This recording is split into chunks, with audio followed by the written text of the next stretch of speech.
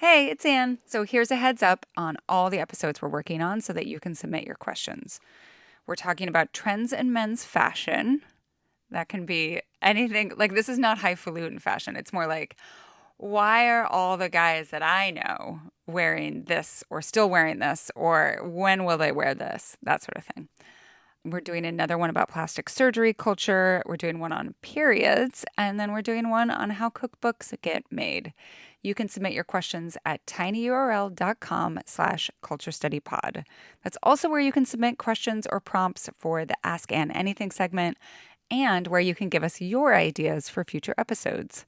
We can't wait to hear from you. So, okay, on to today's show. I think historical romance slaps on like a number of levels, right? I think it's so fun. I think you're not going to find romance novels that take the giant swings that historical takes as regularly in other subgenres.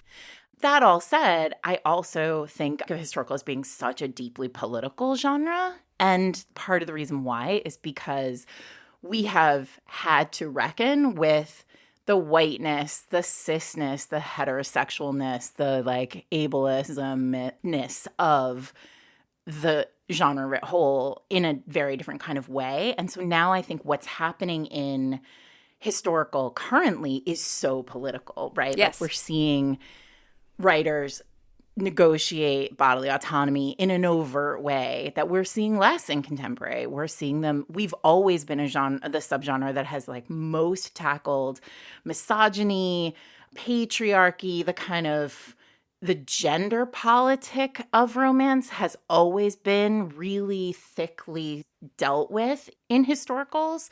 And so I think part of that is because if we set it in history, we can play with the boundaries in a different way. Yep. But I also think that it's because we are so akin to fantasy and we can put people in gorgeous dresses and send them to like beautiful balls and give them these kind of elevated, exceptional experiences. We can also have the dialogue in a much less overt way. We are simultaneously more overt and less overt.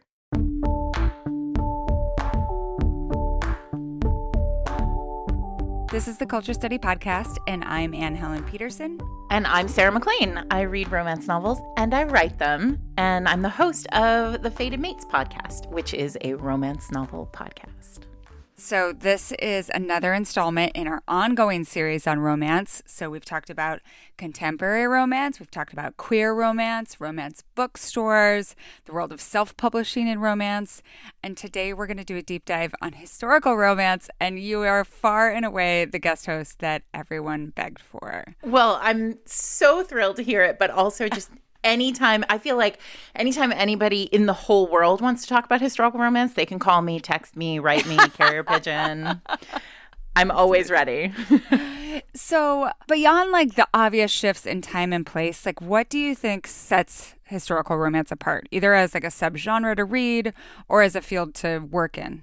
Yeah. Well, I mean, there's the obvious, which you just said. Obviously, we're talking about books that are written, although now it sort of feels like what is historical is a interesting question in the sense of somebody told me the other day, and I think they are correct, that books written in the 90s, the 1990s, last century, as my child would like to say, are also historical, which... No.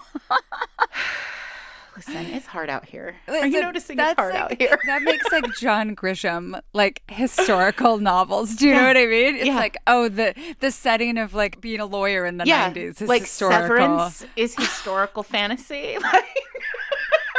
What?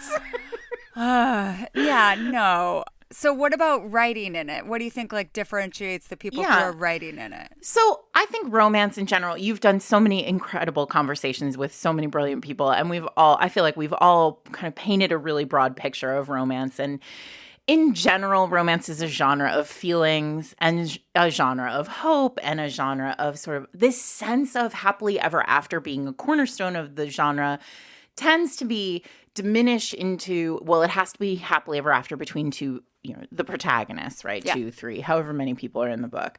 But happily ever after means something different, right? It also means that we've left the world in kind of a better place.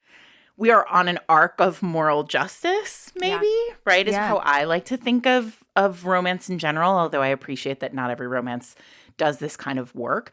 But I think for historical specifically, it is about dialing all of that up. We have permission in our world to dial the feelings up to 11, to dial all the conversation up to 11. The discourse in historical can be more overt in a lot of ways than it can be in contemporary, for example. I think we are the closest in DNA to romantasy. We're siblings to romantasy in a lot of ways because my characters, for example, can justifiably punch bad guys in the face, can, do kind of wild things. They can blow up Scotland Yard. They can do things that in contemporary would make a reader hesitate. But I have permission to be a little bit more bananas. Yeah.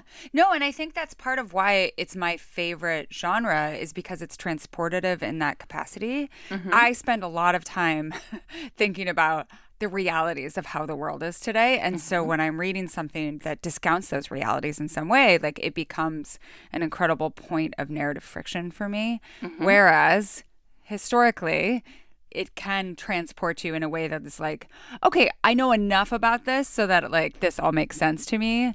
And I think sometimes historians, specifically historians of a certain period, might sometimes have a little bit more difficulty consuming historical romances because they are for sure. Not we're doing always a different thing. Yes, exactly. And I think it's kind of like doctors watching ER. You know what I mean?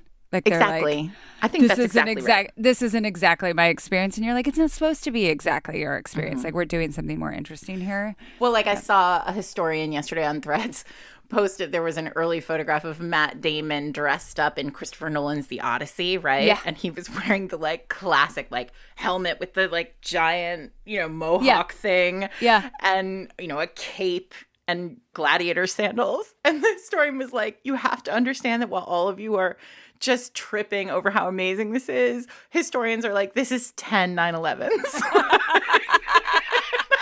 And I was like, that is often how it feels when I meet somebody who likes historical fiction or who reads biographies or like wants, you often run into someone it's often a dad who has read every biography of Napoleon, yes. Right? Yes. And you're writing Regency and he's like, well, how are you tackling the Napoleonic Wars? And I'm like, I'm not in any way tackling. That is not my job. Right.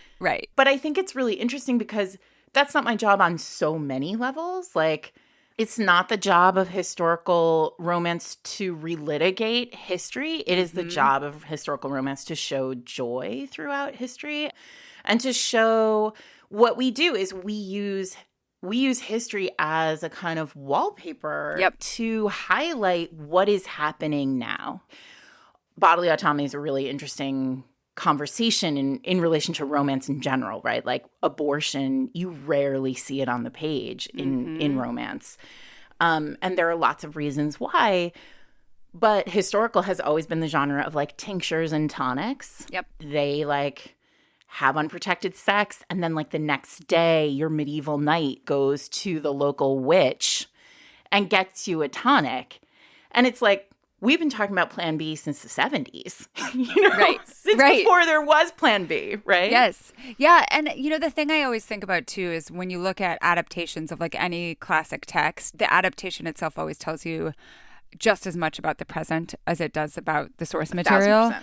And so if we're looking at like the romances that are coming out now, right? And even in comparison to like I see in like stuff that came out in 2016, how is that different from now? How is our thinking about bodily autonomy and all of these things and like girl bossing and like all of these different threads that are flowing through our understanding of like women and their place in society? How is that manifesting? And then you also like have the incredible playground, which I think is pretty interesting of like, okay, what if everyone was rich? What if they weren't what worrying if we took about money off the table? Yeah, what if we took money off the table? Which is a fantasy space, right? Yeah, like that's what you're saying. It's interesting, right? Because I would argue we take money off the table in almost all romance. Absolutely. Right? I think there are lots of different places in romance where the fantasy lives large, right? Like I think about billionaire romances or mafia romance. Like I think these are true descendants of the historical in a way that like a standard contemporary is not. And we can talk about how I think of the family tree if you'd like, but that's sort of down in the weeds.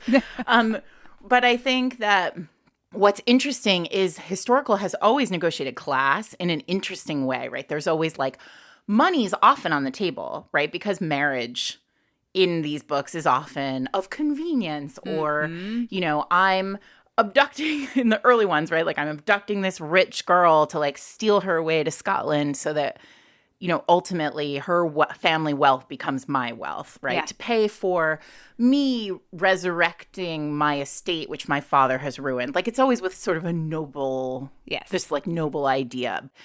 So wealth and class is always in play or is often in play in historicals, but you're absolutely, no one ends a historical poor, right?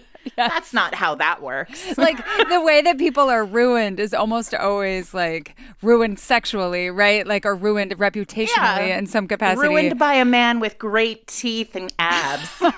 And that is always far graver, although you do have plot points of like ruined financially and how do we right that wrong. I did read on the recommendation of one of my readers this book called The Finest Print by Erin Langston. Oh yeah, terrific, right? Which is about people who are bourgeois, right? Like who they're not servants, but he's a printer and she is a pulp writer, essentially, like a Gothic pulp writer. And from her dad is a judge, but like at that time, like that was very different, right? Exactly. And so I thought that was pretty. But these people are not. Erin does not leave these people hand to mouth. No. You are not worried about like where will their next meal come from? How will they pay the rent? I did notice though that it was the first romance that I had read, historical that I had read, where I was like, are they going to get the money? Like it felt like that was the narrative thrust. And they're like, because they had even like a leisure at the beginning of each chapter, which I was like, oh, this is interesting. Yeah, she really thought carefully about class. And I think that is something that we negotiate a lot in historicals, although the fantasy is always like, and I think this is why, right? Money doesn't buy happiness is what we tell ourselves, right? And it doesn't, but it sure makes happiness easier, right? Yes. Closer to reach. Yes. And I think that is why in romance it is very difficult. There are, you know, a handful of books where you could say like at the end, I am still worried about how they will get a meal. But in large part, and I say all the time on my podcast, that like heroes should be kings. And what I mean, and I it's not, that shouldn't be gendered. Like in general, romance heroes and heroines and characters should all be like, they should act with nobility. And you should always believe that at the end, like they will reign in whatever their kingdom is. And I think like removing that discussion from the table or establishing that as a cornerstone of happily ever after, it can be why people are turned off by the genre, obviously. But also it's essential to, I think, readers being able to lose themselves in the fantasy. Yes. Because it is the primary concern that animates most of our lives, right?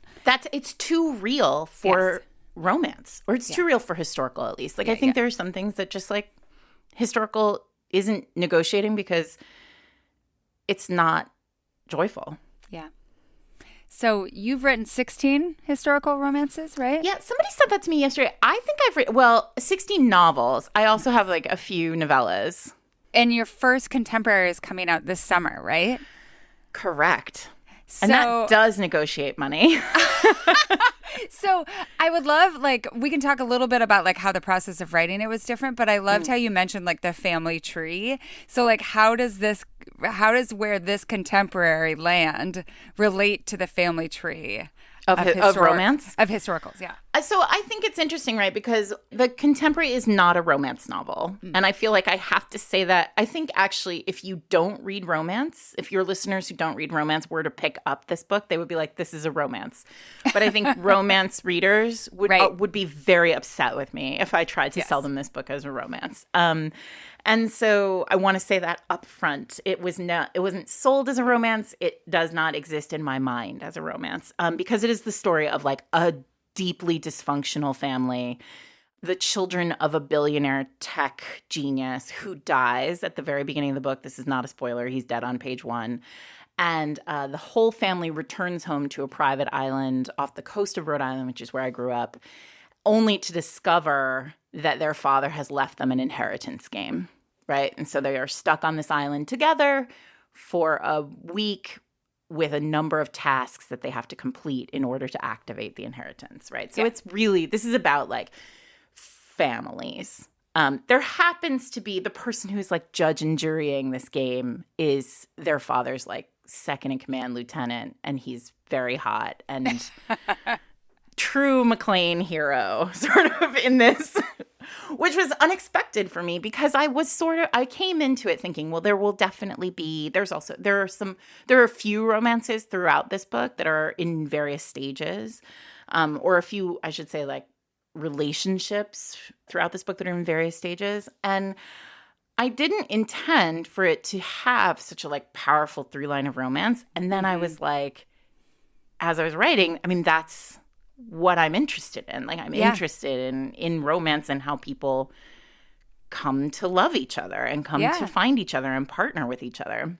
So then there was this sense of, well, what am I writing? Like, is this how, like, it didn't feel contemporary. It didn't feel like a contemporary romance because there is a fantasy layer to it, right? Mm-hmm. Like, these characters are trapped on an island. They are in a battle for literal billions, right? They hate each other and also love each other. There are feelings dialed up to 1 million. Some crazy things happen on this island. And, you know, I said justifiable punching in the face, which is what my friend Joanna Shupe likes to say is like the hallmark of a Sarah MacLean novel. Like, it happens. It happens in this book, right? So I think it's very difficult to escape your DNA, is my thought as a writer. Totally. I think people would be like, this is obviously a Sarah MacLean novel, but also hopefully will be impressed, I hope, that I could try something new and succeed at it. I'm halfway through A Scot in the Dark, so thank you for keeping me up past my bedtime last night. But and she just punched our villain, and I was like, I can see this happening, like this dynamic. Like, I can see this cat. Like, I'm so excited to see those dynamics in the present tense, but that is still in a realm that is very foreign from my own existence. Yeah, I mean, I think that's part of it, right? Like, I can't imagine ever writing the story of a writer with a family who lives in Brooklyn who, like, I just cannot. That whole, like, write what you know. No, thank you. Okay, Melody's going to start yelling at me because we have so many questions. They're so good and we have to get to them. So once I said that you were the co-host, like, we really started getting very specific and fantastic questions. And this first question is specifically for you. So let's hear from Kara. As a listener of Fated Mates podcast, I've heard Sarah, Jen, and guests like Adriana Herrera make the case that historical romance novels are doing different cultural work than contemporary romance novels. Contemporaries and romantices are currently more popular, especially from the perspective of traditional publishers. But Sarah has argued that historicals are engaging with more difficult and pressing political topics. And off the top of my head, I can think of storylines I've read recently about divorce law, abortion and reproductive care, and women's mutual aid in historicals. Can you say more, Sarah, about how and why you think historical romance is the progressive and radical edge of the genre right now? So we've kind of talked about this a little bit, but I would love to elaborate on it if you have further thoughts. Yeah, I do believe that, and not just because this is, my lane, right? I mean, they're leaving that aside. I think it is very difficult as a writer. Now I feel like I'm obviously an expert because I've written one contemporary novel, right? But it feels like after having written, all these stories set in against a historical backdrop, I think contemporary becomes very difficult when you want to have these deeply political conversations in a genre novel, right? Yep. And I think we talk a lot. My friend Adriana Herrera talks all the time about, her entry point. You've talked to so many writers. Everybody's entry point into a story is different, right? Like, Is it setting? Is it character? Is it conflict? What are the things? And she is a theme writer. So she sits and thinks, like, what is the theme I want to tackle before I walk into this book that I'm about to write? Yeah. And I think that if you come into a book, for example, in 2025, and you're like, I want to write a book about bodily autonomy, right? I want to write a book about like women's access to safe and available abortion. When you do that in a contemporary, your parameters are very different than if you are doing it in a historical where you can build the world in such a way that the conversation can happen. Adriana's book is a perfect example. Her most recent book, A Tropical Rebel Gets the Duke. The heroine is an abortionist. Like, she is being pursued by culture, society for the work she's doing to provide women around Paris, in this case, access to abortion, to safe and well-received abortion, right? That kind of story in contemporary becomes a very, like, she is also going to balls and wearing dresses and getting, like, you know, fucked on the train. Like, there are all these things that are happening for her that I think would be very difficult to, like, structure into a novel that is set in the United States in 2025, right? Abortion looks very different for us here because we can't strip away the reality of it, right? I am currently writing my historical series that I'm in the midst of now is called Hell's Bells. It's about a group of, it's basically a vigilante, like, girl gang who are, like, taking down bad men. That's essentially what they're doing. And so every book is about something. It's about, you know, some situation where men and patriarchy are just, like, fucking everything up. Well, welcome to 2025, right? But, like, my last book was about police officers, right? Like, the corruption of Scotland Yard in 1840. It hits different, right? The idea is I'm obviously talking about the corruption of the police in 2025, but it allows for beautiful dresses and getting, like, banged in a carriage. Like, there's sort of a very different, right? Yeah, no, and it reminds me of, like, you know, there's a lot of historical discussion and study of melodrama just as, like, an overarching mode, not as a genre, because there's melodramatic aspects to everything from, like, an action film to what we think of as more like a classic weepy. But one of the things that makes melodrama useful is that it allows you to take elements of life the life that surrounds you that are murky, right? That are difficult to understand. And it makes them legible within the confines of this narrative. Yeah. And allows you to think through them. I always think about this with celebrity gossip as well. Like, celebrity gossip allows us a way to talk about things that matter to us without talking about ourselves specifically. Mm-hmm. So, like, what do I value in terms of, like, faithfulness? How do I feel? This is like an older example from, like, the 1980s, like when people found out that Rock Hudson was gay. Like, how do I feel about people being gay? Right? Yep.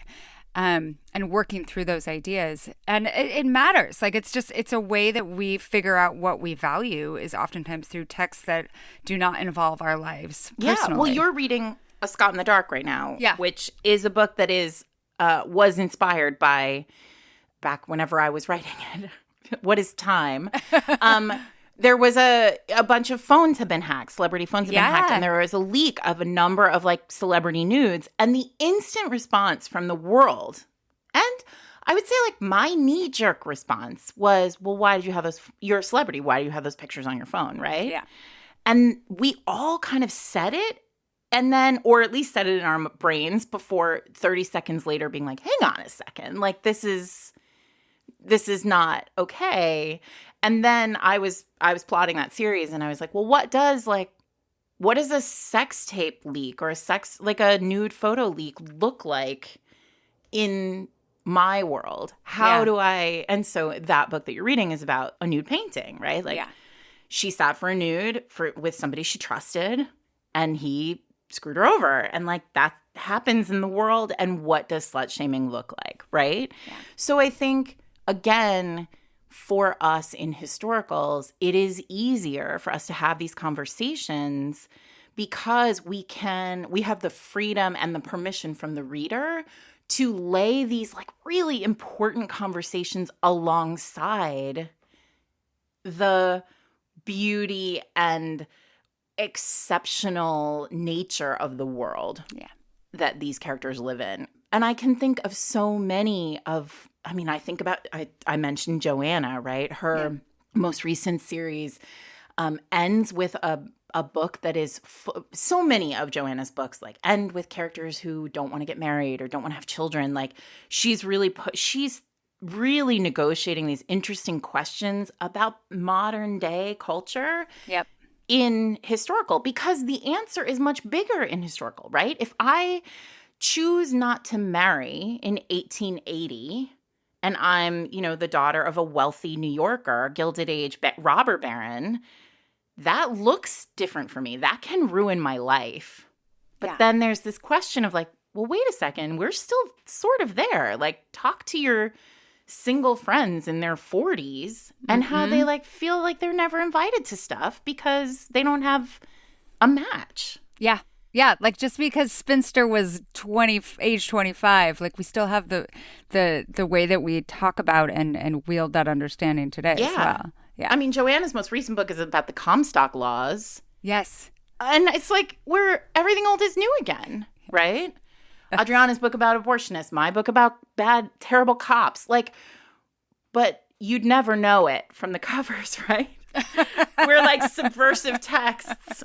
I mean, we are subversive texts. We're not like them. We are them. Yes. Okay, so our next question is about historical romances, like over time. This also touches on some stuff that we've talked about with the owners of the Ripped Bodice in terms of which novels that they stock and that sort of thing. So I can't wait to hear from you. This comes from Alix. I've been a reader and lover of historical romance since I was 12, reading voraciously through to my 30s and 40s.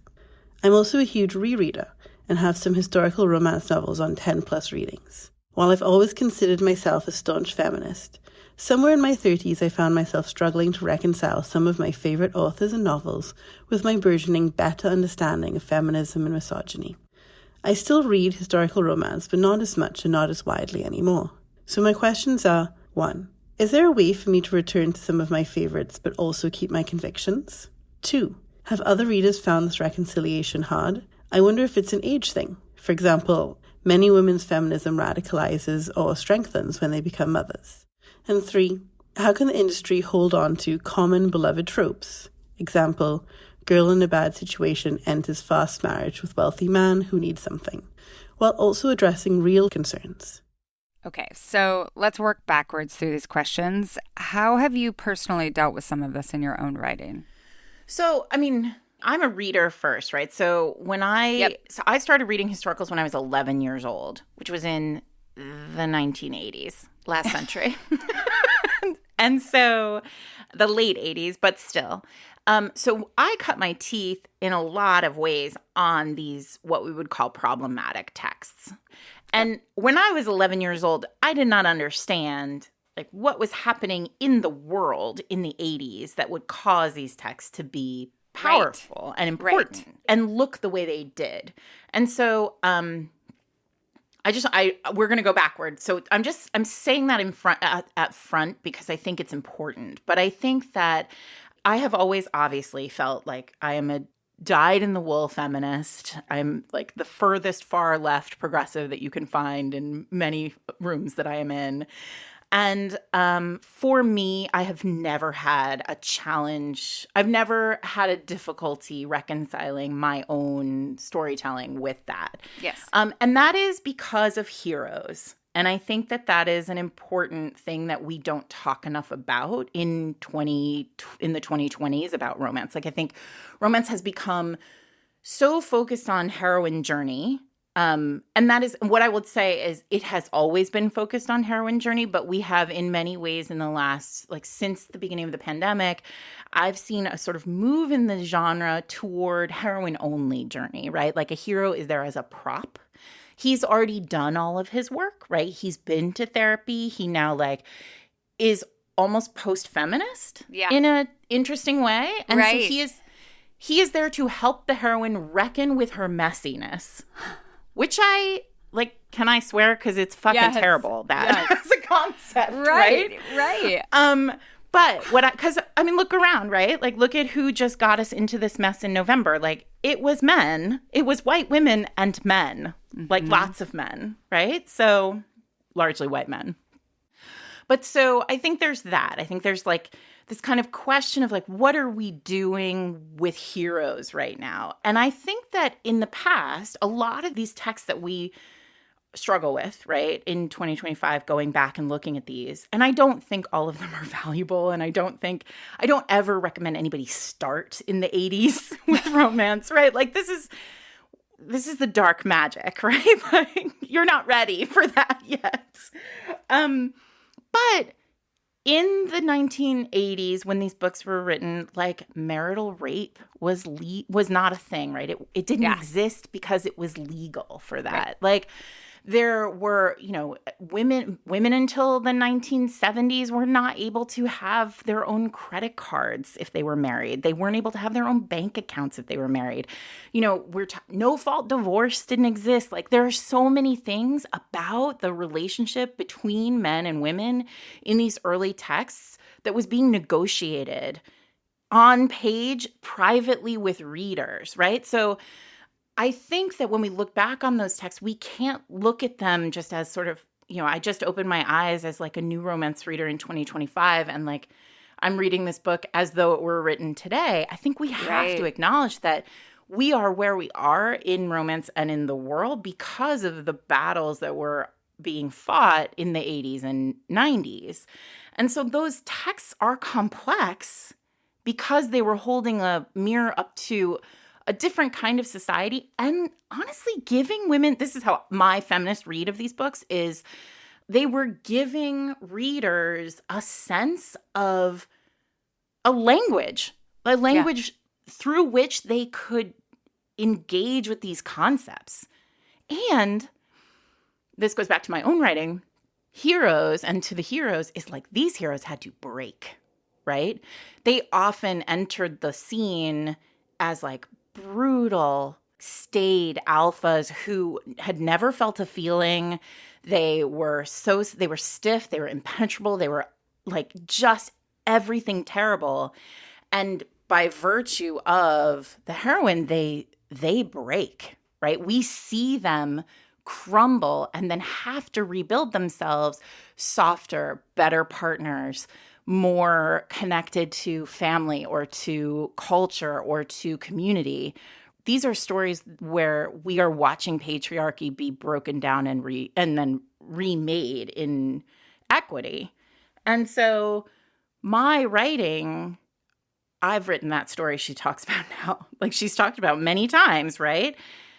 And for me, it is the hero's journey as much as it is the heroine's, right? Like, the joy for me, as both a writer and a reader, is making men suffer. Or, like, in Scott in the Dark, our hero, he actually really is suffering in ways that, like, I feel sympathy for him, not because, he has all of this money, he has all of this power, but also he's on the fringes of society. He cannot find a jacket that fits him. Like, poor baby, poor big baby. I know. I just, like, everything he touches breaks because he's so big. Everyone thinks of him as a sex object and not a marriageable person. And I think, like, that, to me, that's really fascinating to think about, like, that sort of vulnerability and to access that in a man. That's a perfect example. A book that I wrote at a time that I probably wouldn't write that book the same way this year. And, like, now. Totally. Right? Like, poor big baby. So sad. Like... Everybody wants to fuck you. And you're a duke. And you have huge thighs. The one thing that I would also say to Alix is that I don't think that, like, analyzing your pleasure destroys it. So maybe my approach to texts like this that I once loved, or even something like Twilight that I take a lot of pleasure in, is, like, also understanding or thinking about, okay, what is it about this that attracted to me? What draws me in? What are the narrative devices? What are, like, the things that I maybe, like, don't admit to myself that I really fucking love about this? And what has changed, Yeah. I mean, and your id is your id, right? Yes. Like, I think part of what makes romance so delicious and unmatched is that we are a genre that for 50 years was like, all our job is to just like push that pleasure button. What's your kink? You can find it here. And I don't mean just like sexual kink. I mean the buttons that have been installed in your reptilian brain. Right.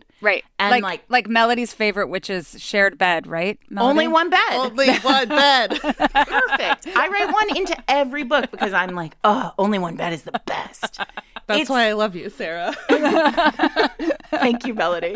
I mean, but this is the thing, like, that's reptilian, right? Like, it's, if you actually sit with only one bed, you're like, this is nonsense. Like, why is nowhere in the entire, like, island of Britain, like, why are there no beds? But who cares? Like, it gives you joy. Mm-hmm. I just think, don't trot that one out as a recommendation. Yeah. But, like, if you love it, that's okay. Right. A theory of pleasure, of romantic pleasure, that I've always ascribed to is that it's like what works for you is having the like chess pieces set out, the anticipatory chess pieces set out in a way that gives you ultimate pleasure, right? And everyone's chess pieces are arranged differently. And it's less about the culmination. Like the culmination is always fantastic, but it's about the arrangement of those pieces and your pleasurable negotiation of them. Yeah. And there's whatever that is, it's like it works for you. I mean, the thing that I come to at the beginning of every book when I sort of think, okay, what is the story that I'm going to tell? I think a lot about what we call the promise of the premise. If I'm going to tell a road trip romance, like what has to happen in the book for readers to be delighted? Like my goal is for you to get to the end of a chapter and go, oh my God, that was so fun. I got to turn the page, right? Yeah. If it takes you longer than 6 hours to read one of my books, I have done something wrong. I have failed you, right? Yes. And in the failing happens where like I don't deliver on the premise. I don't deliver. If I'm writing a road trip, like something's going to have to happen with the highwayman, or like there's, the carriage is going to have to throw a wheel. There might be an accident. There's definitely an inn with only one bed. They're probably going to bang in a carriage. Like there are all sorts of things that have to happen for me to deliver you the road trip romance you want, and that deep pleasure center that was installed 30 years ago, Alix, by, Joanna Lindsay or whoever. Yep. Fires. Yeah. Okay. Next question. This is about a recent podcast episode of yours. So, oh boy. It's from Margie. In the Fated Mates podcast episode about the best debut romance novels of 2024, you described the structures of some of the books in ways that made me interested in titles I wouldn't have considered based on their plots. Why don't structures of romances get mentioned as often as tropes in the descriptions that help people find their next reads? Or should we start tropes about structure, like dual points of view or being dropped into the middle of the relationship in the first pages?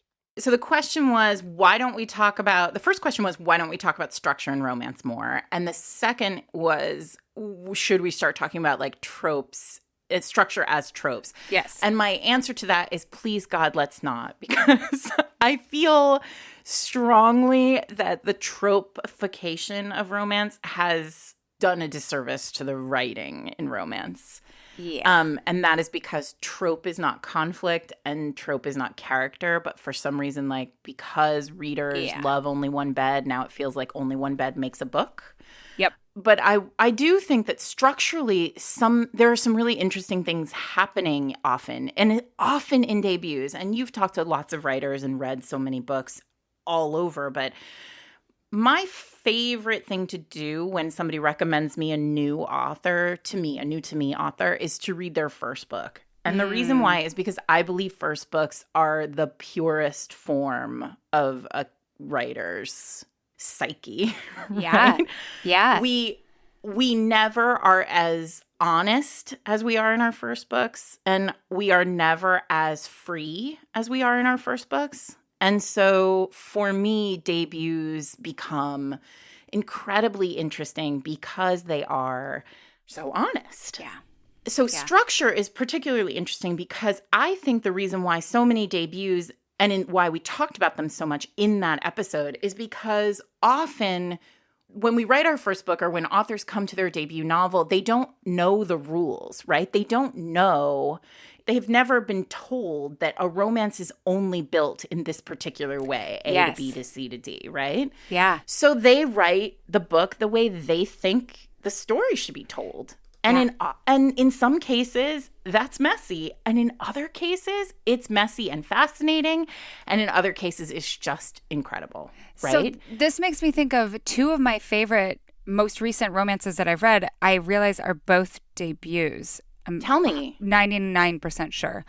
The Duke of the Shadows by Meredith Duran. Oh, that's such a good book. It is so good and it's so different. And I recommended it really strongly to one of my friends who had read a very tropey book that didn't do what she wanted it to do in terms of narrative development. Mm-hmm. And I was like, read this. It's very interesting, both in terms of like post-colonial critique. I mean, Meredith is such a genius too. Like, it works with time in a really interesting way. And like it works differently. Like you don't get any sex until 50% of the way through. And I'm not someone who's like, I'm not trying to shame more sex. Like I'm just saying the way that it sets out the culmination was really deftly done in my opinion. But I also feel like it is very much a first book because it is doing things. She's like telling the story the way that she wanted to tell it, not in the way that like she had figured out worked. Do you know what I mean? Exactly. So the book that I talked about on the episode where I was really fascinated by structure, it actually wasn't Time Slip, for example, like you're talking about. It was Myah Ariel's When I Think of You. It was a second chance. The characters knew each other when they were in film school, and they both had these really big aspirations to be superstars. And the heroine ended up in a position where she like never quite got off the ground and then became an assistant in a film studio. Yes. And the hero became like a auteur director, right? Who comes back, and the beginning, the meet cute of this book is the two of them meeting. She's like, please, God, don't recognize me. Yes. And he's like, I obviously recognize you, right?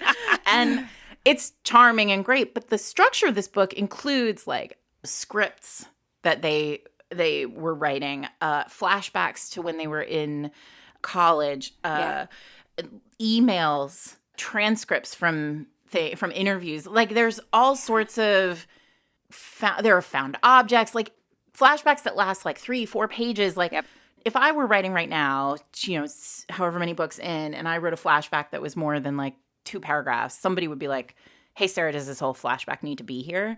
And nobody, but like this is her debut. She didn't know. Yeah. Like she didn't know any of these rules. And so the book sings in a lot of ways because it is so fresh. Like she breaks a dozen rules and it's fantastic. And so I think also this year has been really, that last year's crop of books was really interesting because I think they in many ways were all pandemic books. So there was a very real sense of like all these books feel a little bit raw because we were all so raw during that time.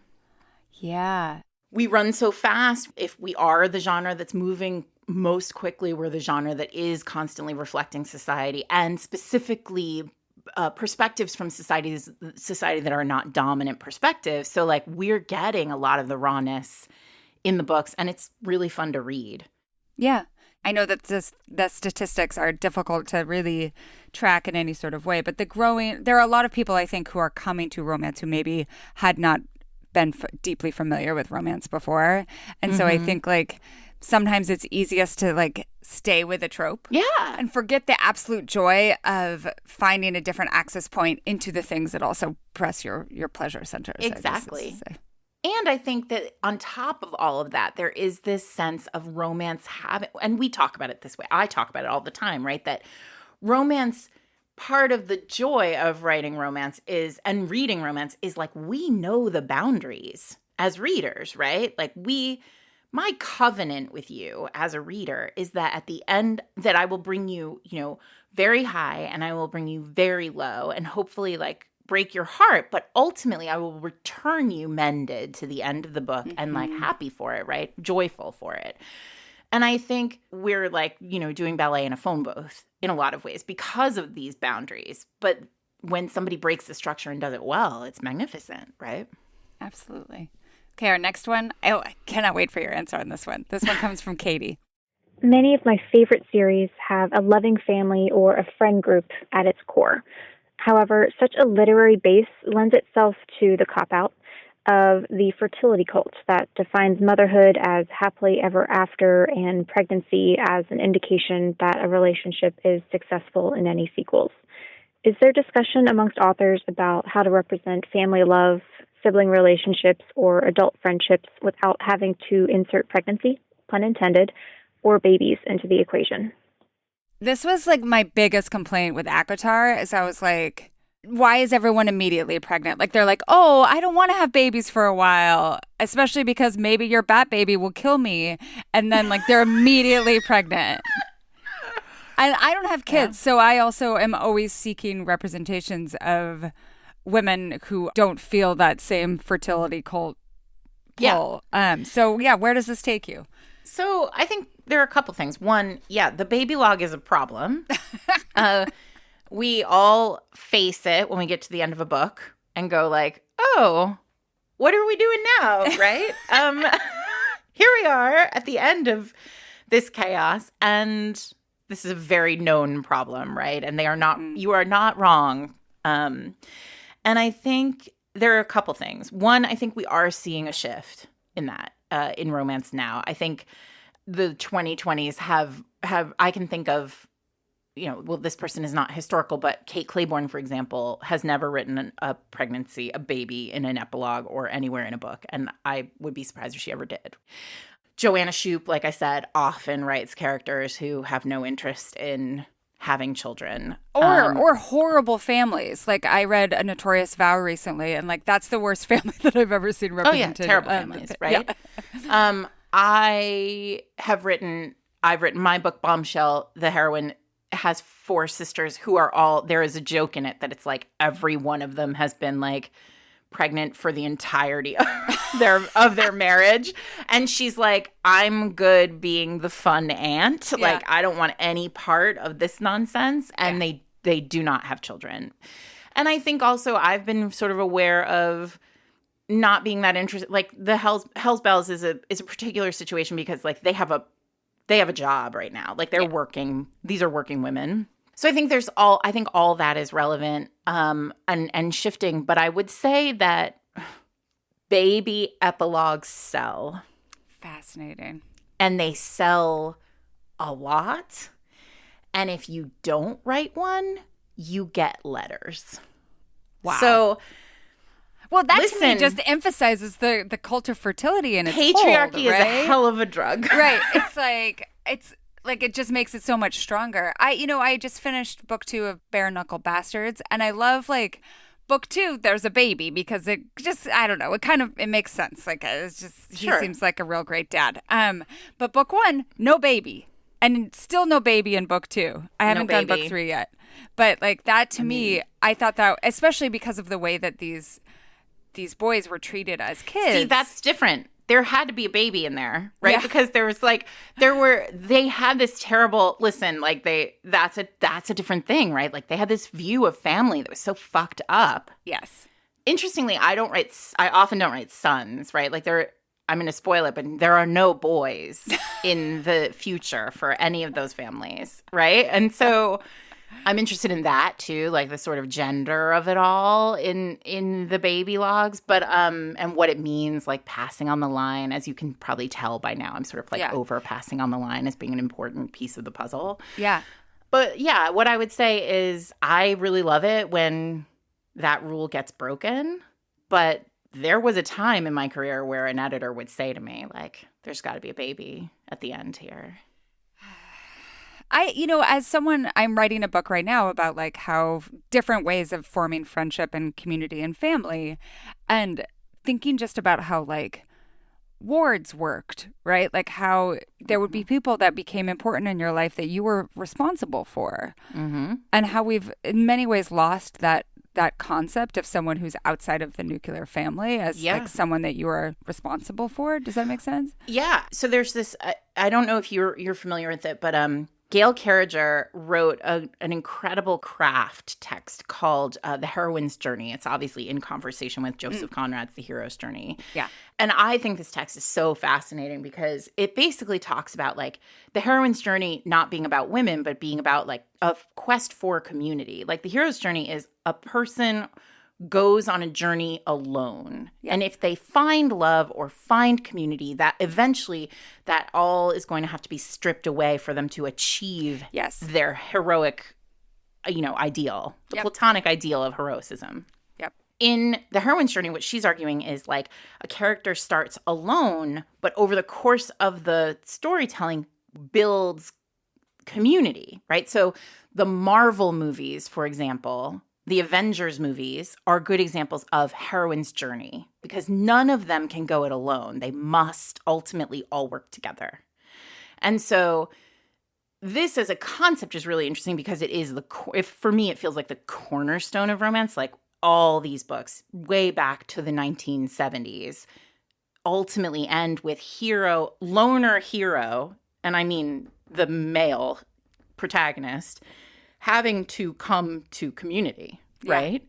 And community often in these early books, like it shorthands as family, right? Family shorthands as community. Yeah. And I would say there's also another piece in there that's a little bit bleaker, which is a hero who loves his family and like is an active participant as a father in a family is aspirational for a lot of readers, which is bleak as fuck, but here we are, right? Right. It's a fantasy space. Yeah. So, but I do think that currently, I think the question from this person is really interesting because I think modern romance is much more interested in community beyond family, right? Like my current historical series is about a community of women. Yes. And I think many of us writing right now are thinking a lot about like, what does community look like beyond nuclear family? Yeah. No, even in like Bare Knuckle Bastards, it's like, what would it look like to have a neighborhood that cares for one another? Yeah. And in contrasting that with high society, which no one gives a fuck about anyone else. Mm-hmm. No. And then you have the poorest of the poor who are very much looking out for each other's goodwill. Yeah. And you're right now, like in it, my work over 15 years has really evolved from classic ballroom historicals to like now you almost never see a ballroom in my books because like I'm just not that's not interesting to me anymore. Yeah. Yeah. And I think it's in part because I've always said like I'm much more interested in like characters who act with nobility rather than characters who are noble, who are born into it. Yeah. I think that's reflective of the world that we're in now. Like these powerful billionaire elites are not going to save us. Okay, because we cannot help but go long in this episode, we are saving the last two questions for paid subscribers. One is about virginity in historical romance, and the other question is from my mom. This part of the show is also chock full of recommendations. So if you want another 20 minutes or so with me and Sarah, head over to culturestudypod.substack.com and sign up. If people want to find more of you on the internet, Sarah, where can they find you? They can find me, well, the fastest and easiest place for them to talk to me about romance novels is Fated Mates, which is my weekly podcast available every Wednesday, wherever you get your podcasts. And you can subscribe wherever you get your podcasts or find us on fatedmates.net. If you are looking for me specifically, basically the only place I am is Instagram. Sometimes I get annoyed at politics and I write a thread, but so if you want to hear me just be mad at the world, you can join me on Threads. But I'm Sarah MacLean there. And then I have a book coming out in July called These Summer Storms, which is not a romance, but maybe a romance. Cannot wait. Thank you so much. Thank you. This was so fun.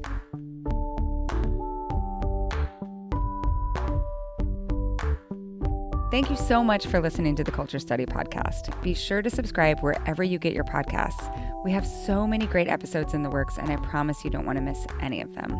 If you want to suggest a topic, ask a question about the culture that surrounds you, or submit a question for our subscriber-only advice time segment, check the show notes for a link to our Substack. If you want to support the show and get bonus content, head to culturestudypod.substack.com. It's $5 a month or $50 a year, and you'll get ad-free episodes, an exclusive advice time segment, weekly discussion threads for each episode, and a link to a special Google form so that your questions go to the front of the line. The Culture Study Podcast is produced by me, Anne Helen Peterson, and Melody Rowell. Our music is by Poddington Bear. You can find me on Instagram at Anne Helen Peterson, Melody at Melodious47, and the show at Culture Study Pod. Thank you so much for your support.